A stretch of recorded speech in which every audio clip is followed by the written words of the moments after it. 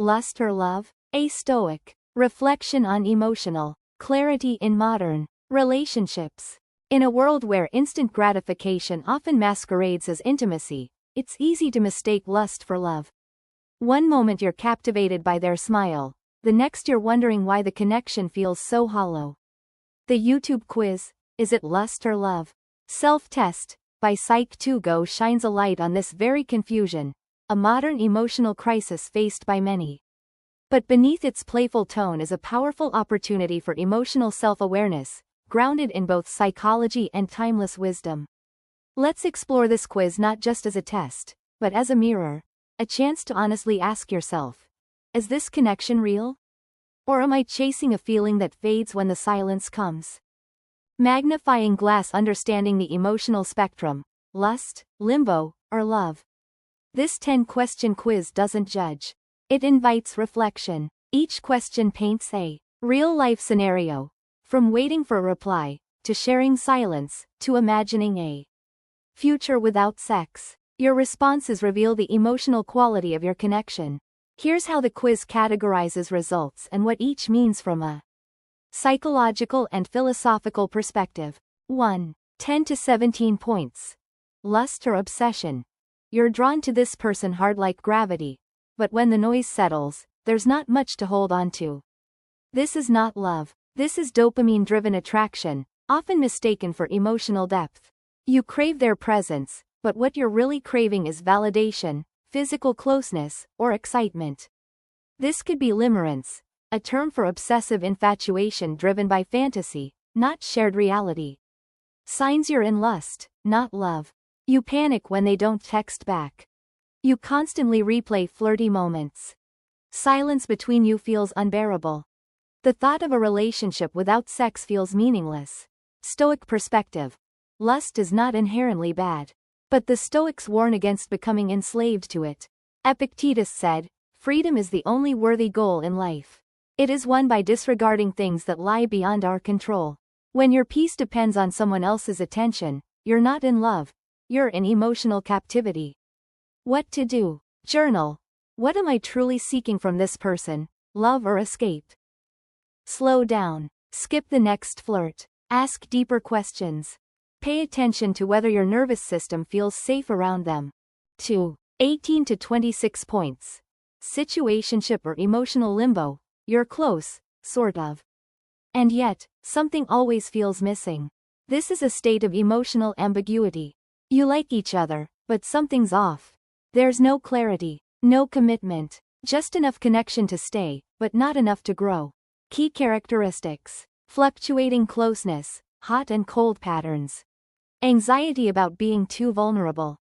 Surface level talks dominate, but deep intimacy feels fragile. Attachment insight. This dynamic often stems from ambivalent or anxious attachment styles, where we long for intimacy but fear abandonment. It's not always about the other person. Sometimes, it's about how your inner wounds meet external ambiguity. What to do? Write a relationship timeline. When did it start to feel uncertain? Ask, if this person never touched me again, would I still feel fulfilled? Seek clarity. Don't fear the answer. Fear wasting time in confusion. Stoic reminder. Marcus Aurelius wrote, "If it is not right, do not do it. If it is not true, do not say it." In relationships, clarity is kindness. If it's emotional limbo, name it. If it's real, it won't vanish when spoken out loud. 3. 27 to 34 points. Growing love. This is something real, not perfect, not always stable, but real. You're starting to see and be seen. There's emotional safety. There's laughter and silence. You begin to open up and share your deeper self, and they respond not with fear, but with care. Indicators of growing love. You feel warmth even in stillness. Their success feels like your success. You talk about emotions, goals, even fears. Your connection includes vulnerability, not just chemistry. Sternberg's theory. This falls under compassionate love, a blend of intimacy and commitment, even if passion is still developing. It's emotional soil. It requires watering. What to do? Share something from your past you've never told anyone. Practice emotional mirroring. Acknowledge their feelings without fixing them. Don't rush to label it. Let it become what it truly is. Stoic perspective. Seneca taught that love based on virtue grows over time. He wrote, "Love in its essence is spiritual fire. It's not about what you get, but how much you're willing to build together." 4. 35 to 40 points. Secure, balanced love. You're not chasing. You're choosing, and being chosen back. This is consummate love, where intimacy, passion, and commitment are present and working together. You're not obsessed. You're not confused. You're grounded. You're real. Signs of secure love. You feel safe in silence and honest in conversation. Physical desire is strong but not the foundation. Growth is mutual, so is rest, play, and emotional reflection. You feel free, not addicted. The work behind it.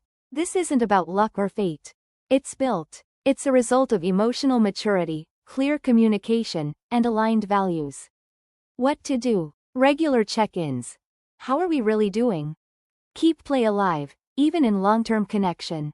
Challenge each other lovingly and make space for both strength and softness. Stoic wisdom. True love is eudaimonic, leading to flourishing.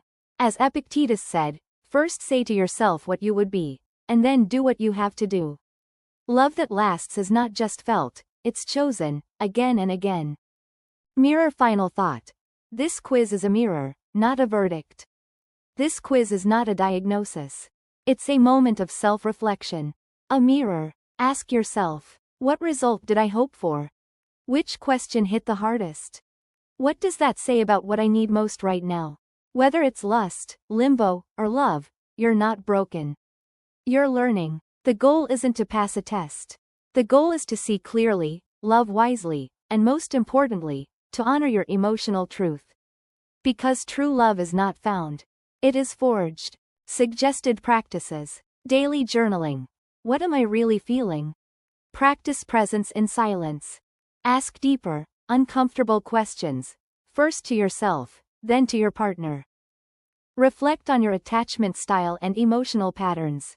And remember, the difference between lust and love is not intensity, it's clarity, consistency, and depth.